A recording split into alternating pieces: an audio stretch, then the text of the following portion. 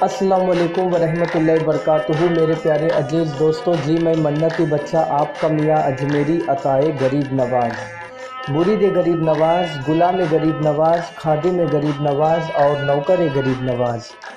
उम्मीद है कि आप लोग सब खैरियत से होंगे।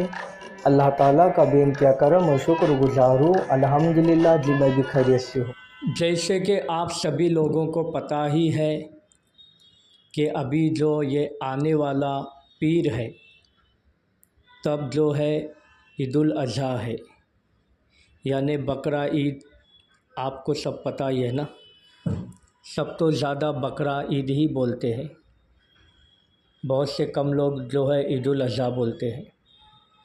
खैर कोई बात नहीं। सबसे पहला तो देखिए नमाज की रकातें क्या है, आप लोगों को वो पता होनी चाहिए। बहुत से लोग हर चीज़ की तैयारी कर लेते हैं, ईदुल अज़हा की नमाज़ कैसी पढ़नी है, क्या पढ़नी है, वो किसी को पता नहीं है। तो आप यूट्यूब पर जो है ईदुल अज़हा की नमाज़ कितनी रकात और कैसी पढ़नी है, कितनी तस्बीहों के साथ, आप ये सर्च करोगे तो इंशाल्लाह आपको वीडियो मिल जाएगा, आप वहाँ पर देख लीजिए। दूसरी चीज़, आप इस बात का भी ख्याल रखें कि ईद की नमाज से पहले आपको कुछ भी खाना पीना नहीं है, नमाज के बाद ही आपको खाना है। एक किस्सा आपको सुनने में आता होगा ना कि हिरन भी जो है अपने बच्चे को दूध नहीं पिलाती है जब तक कि नमाज ना हो जाए। और आप कोशिश करें कि जल्द से जल्द आप पहली जमात ही पढ़ लें। अभी हम चलते हैं बकरे को लेकर और उसकी तमाम खूबियों को लेकर, और अल्लाह ताला के जो हम सब पे फ़ज़्ल व करम है, जो एहसान है कि अल्लाह पाक जो है घर बैठे हमें नेकियां अता करता है, पर हम जो है दुनिया की चमक धमक में मशरूफ़ है। तो आइए हम आपको लेकर चलते हैं इन सारी चीज़ों की तरफ। भाई देखिए, सबसे पहला तो अगर आप बकरा ला सकते हैं, आपकी औकात है, अल्लाह पाक ने आपको इतना दिया है कि आप बकरा ला सकते हैं, कम से कम खा पी कर आपके पास जो है लाख रुपया या फिर 70,000 रुपये आपके पास है, नहीं तो नहीं कम से कम 40,000 रुपये भी आपके पास साइट में है बग़ैर कर्ज़े के, तो आप बकरा ला सकते हैं।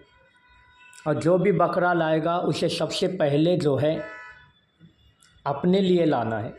मान लो कि आपके घर पे आप कमाते हो तो आप अपने नाम से पहले बकरा लाएं, यानी सवाब आपको मिले। फिर अल्लाह ताला ने आपको और ज़्यादा दिया है तो अगले साल अपने लिए तो लाना ही है, माँ के लिए भी लाना है और बाप के लिए भी लाना। ऐसा नहीं कि एक बार अपने लिए, एक बार माँ के लिए, एक बार बाप के लिए, ऐसा नहीं चलेगा। तो अगर आपके पास इतनी दौलत है कि आप अपने लिए तो हर साल लाते ही हैं, माँ बाप के लिए भी ला सकते हैं, तो वो आपकी मर्ज़ी पे है, क्योंकि लाना भी अच्छी बात है ना। और आप चाहे तो हमारे नबी जनाब मोहम्मद मुस्तफ़ा सल्लल्लाहु ताला अलैहि वसल्लम, मक्के के सरकार, मदीने के ताजदार, दोनों आलम के मालिक व मुख्तार के नाम पे भी ला सकते हैं। और आप चाहे तो मौलाए कायनात मौला अली शेर खुदा मुश्किल कुशा के नाम पे भी ला सकते हैं, हज़रत बीबी फ़ातिमा के सवाब के नाम से भी ला सकते हैं, शहीद आज़म, शहीद करबला, इमाम हुसैन, इमाम हुसैन, इमाम कासिम, मौला अली, अब्बास अली, अली अकबर, अली असगर, इमाम मेहदी अलैहिस्सलाम, ये सभी लोगों के लिए आप जो है ला सकते हैं। हज़रत अबू बकर सिद्दीक़ आज़म, उमर फ़ारूक आज़म, उस्मान गनी, मौला अली, हुजूर पीरान पीर दस्तगीर गौसुल आज़म, शहनशाह औलिया, बादशाह बगदाद, हुजूर ख्वाजा खाजगा हिंद के बादशाह, अताए रसूल, मौला अली के घर के फूल, ख्वाजा गरीब नवाज़ मोइनुद्दीन चिश्ती, हसन रज़ियल्लाहु ताला हिंदल वली, संजरी, इनके नाम से भी आप ला सकते हैं। अगर अल्लाह ने आपको इतना बहुत कुछ दिया है तो, नहीं तो आपको हर साल जो है अपने लिए लाना है। अब बात यहाँ पर आ गई है, आपका पैसा हक हलाल का हो, ऐसा नहीं कि आप ब्याज खाते हो फिर आप वो पैसे से आप बकरा लेकर आ गए, तो इसे नहीं चलेगा। और बकरा लेने के टाइम पे बहुत से लोग अपना बकरा लेते हैं, बहुत से लोग जो है हिस्सा लेते हैं। अगर हिस्सा आप लेते हैं तो पहले आप तहकीक करें के हिस्से में कौन से लोग हैं, ठीक है।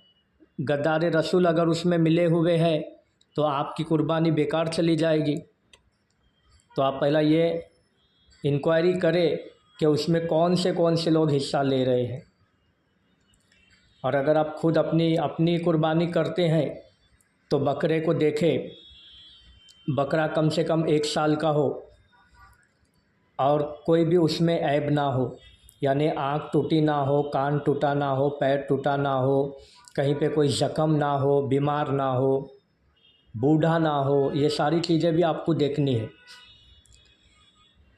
और इसके अलावा आपको फिर भी अगर आप ये कहते हैं कि मुझे कर्ज़ा है, मैं बकरा लाऊंगा, तो आप नहीं ला सकते, क्योंकि अल्लाह ताला जो है किसी पे ज़्यादती नहीं करता है।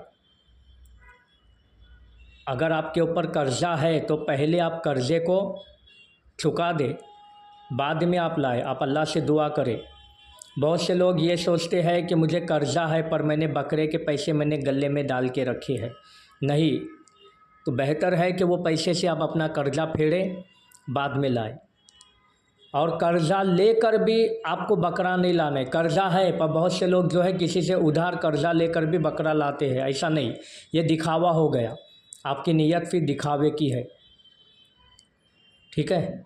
तो देखिए, जो भी आप करोगे अल्लाह की रज़ा के लिए आपको करना है, क्योंकि अल्लाह ताला को जो है बकरा नहीं पहुंचता है, ना खून पहुंचता है, ना गोश्त पहुंचता है, बस आपकी जो है नीयत पहुंचती है। आप इसका ख्याल रखें।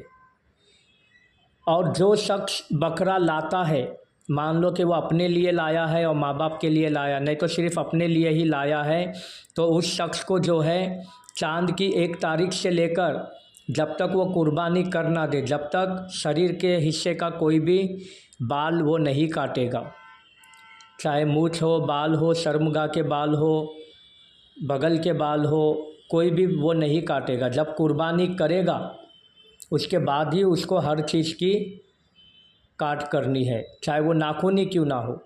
कुर्बानी करने के बाद उसे चाहिए कि अपने नाखून काटे और बाल काटना है तो काटे। अगर वो टकला होना चाहता है तो उसकी मर्ज़ी के ऊपर है, नहीं तो वो कटिंग भी करवा सकता है।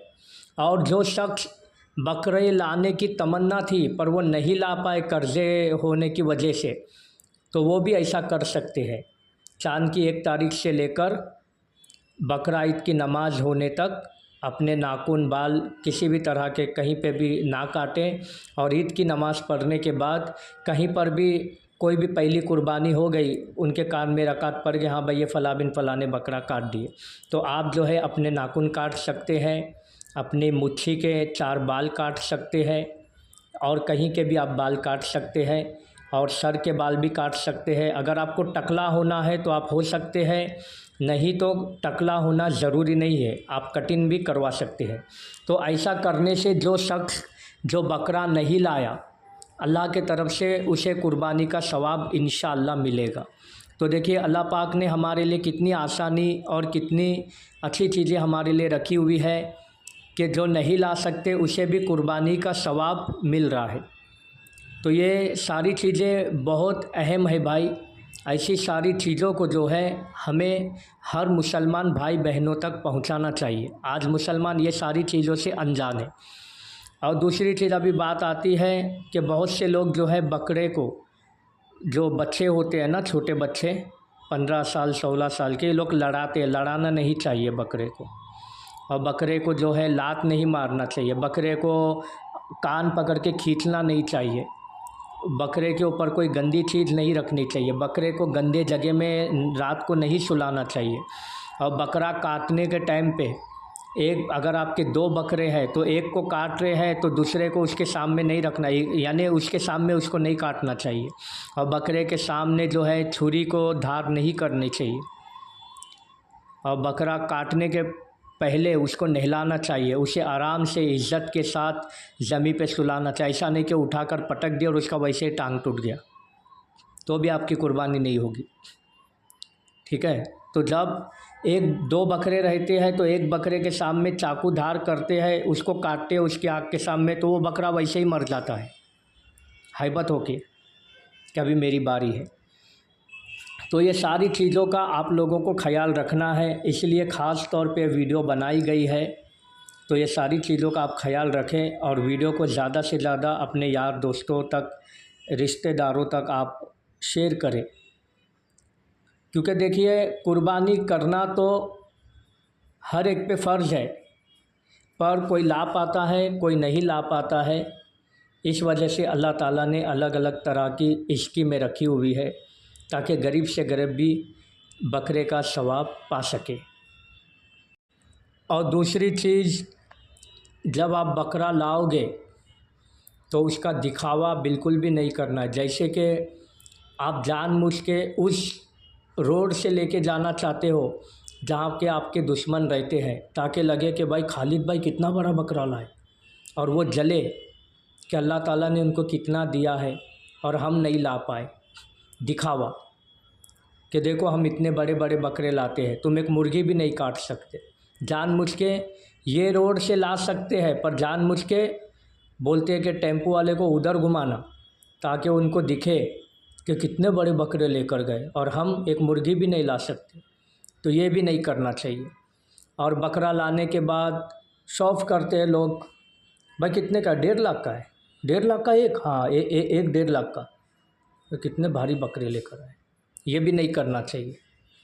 और उसके बाद बकरे का गोश्त आपको गैर कौम को देना या नहीं देना वो आपकी मर्ज़ी पर है। पर देखिए, कुछ कुछ बयानात में हमने सुने हैं कि गैर कौम को जो है कुर्बानी का गोश्त नहीं दे सकते। अगर वो आपका दोस्त ख़ास है, मान लो कि आपका सेठ है या आपके पास काम करता है, उसे पता है कि आप कुर्बानी किए हैं, तो उसकी भी आरज़ू है, वो आस रख के बैठा हुआ है कि मुझे अभी मेरा सेठ जो भी है मुझे गोश्त देगा, मेरा दोस्त जो है मुझे गोश्त देगा।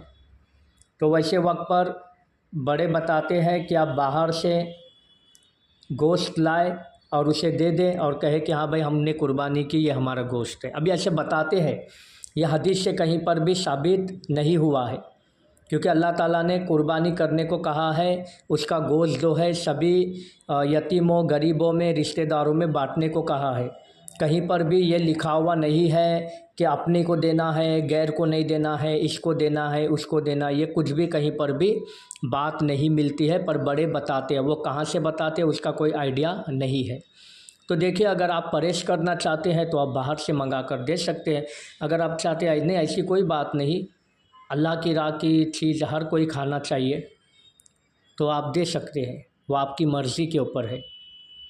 और उसके अलावा आपको जो आप बकरे की खाल होगी वो भी आप मदरसे के हवाले कर दें, ताकि मदरसे वाले उसे बेचकर यतीम बच्चे जो हिफ्ज़ करते हैं, कुरान शरीफ पढ़ते हैं, उनको कपड़ों की कमी होती है, खानों की कमी होती है, तो उनको उसके कुछ खर्च निकल जाएगा। और खून जो है आप बकरे का जहाँ पर काटते हो वहीं पर आप उसका खून को जो है पूरी तरीके से ज़मीन को पिला दें। और बहुत से लोग जो है ये बोलते हैं कि जो हज को जाते हैं वो लोग तो टकला होते हैं, हमको भी टकला होना है। देखिए, जो हज को जाते हैं टकला होते हैं, तो वहाँ पे वो हज करते हैं तो उनको टकला होना ज़रूरी है। अगर आप बकरा काटे हैं तो आपको टकला होना ज़रूरी नहीं है। आप नाखून काट सकते हैं, सर के थोड़े से बाल या मूंछ आप काट सकते हैं। अगर आपको टकला होना है तो आप हो सकते हैं, पर यहाँ पर हज के बाद ही टकला होने का कहा गया है।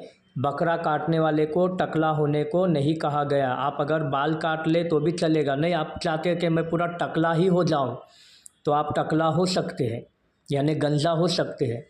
पर इसको जो है उस नीयत से नहीं समझना कि मैं टकला हो जाऊं तो मेरे को हज का भी सवाब मिलेगा, और अगर कटिंग करवाऊं तो मेरे को बकरे का सवाब मिलेगा। तो ऐसा बिल्कुल भी नहीं सोचना, क्योंकि देखिए, बकरे की कुर्बानी और ये अमल अलग है, और हज करना वो अमल, वो सवाब, वो अमल है, वो अलग है। तो दोनों चीज़ें अलग अलग हैं, दोनों को जो है एक दूसरे में कंपेयर नहीं करना चाहिए। और उसके अलावा देखिए, अगर आपके कोई रिश्तेदार आपसे रूठे हुए हैं, आप लोगों की कोई नाइत्तेफाकियाँ हो गई है, तो आप उनको भी गोश्त दें।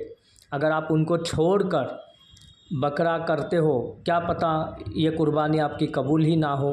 क्योंकि देखिए हदीसों में साफ साफ आया है कि दो मुसलमान 3 दिन तक अगर एक दूसरे से हम कलाम नहीं करते हैं, मुंह बंद करके रखते हैं, ठीक है, तो वो दोनों काफिर हो जाते हैं। अब बताओ इतनी सी बात पर वो दोनों काफिर होते हैं, तो आप गोश्त नहीं दे रहे हो, उससे ईद नहीं मिल रहे हो, उसके घर पे नहीं जा रहे हो, अपने घर पे नहीं बुला रहे हो, तो यहाँ पे फिर कितना बड़ा गुनाह होगा।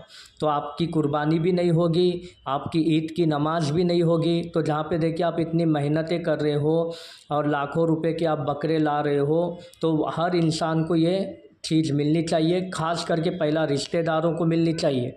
क्योंकि आप अगर रिश्तेदारों को छोड़कर मोहल्ले में, गैरों में, अपने बिल्डिंगों में, टावरों में बांटोगे तो वो चीज़ अल्लाह को पसंद नहीं आएगी। और जो चीज़ अल्लाह को पसंद नहीं है वो चीज़ का कोई फ़ायदा नहीं है। तो देखिए हम आप लोगों से उम्मीद रखते हैं कि अल्लाह ताला के फ़ज़ल व करम से ये जो हमने बहुत ही मेहनत करके वीडियो बनाई है, ये वीडियो को आप जो है अच्छी तरीके से देखोगे और इसे समझोगे और इस पे अमल भी करोगे। और अपने रिश्तेदारों को भी ये वीडियो आप ज़्यादा से ज़्यादा शेयर करें, ताकि जो जो लोग ये सारी चीज़ों से अनजान है ना, उन तक भी ये सारी चीज़ें पहुंच सकें और वो भी कोई गुनाह करने से बच जाए। तो देखिए हमारा काम था वीडियो बनाकर आप लोगों को बताना।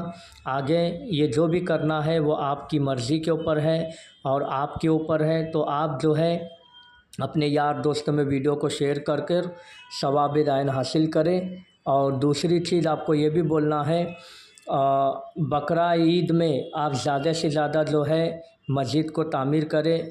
आपके मोहल्ले में यहाँ वहाँ जो भी मस्जिद बनती होगी ना, तो उसको ज़्यादा से ज़्यादा उस दिन तो अपने को जो है पैसा लगाना चाहिए। क्योंकि देखिए मरने के बाद कुछ भी साथ में नहीं आने वाला है, ठीक है। तो वो जो आप अल्लाह की राह में पैसे खर्च करोगे वही आएंगे। अगर आपके मरहूम मरहुमा दुनिया से जा चुके हैं तो आप उनके नाम के सवाब से भी आप मस्जिदों में या मदरसों में दे सकते हैं। हर बार की तरह हम आपको यही कहेंगे, वीडियो आपको अच्छा लगा है तो लाइक कीजिए, शेयर कीजिए। जो हमारे चैनल पे नए हैं, हमारा चैनल आपका मियाँ अजमेरी को सब्सक्राइब कर लीजिए और ये जो बेल का आइकन आपको दिख रहा है इसको प्रेस कर लीजिए, ताकि हमारी हर वीडियो की नोटिफिकेशन आपको मिलती रहे। अल्लाह हाफिज़।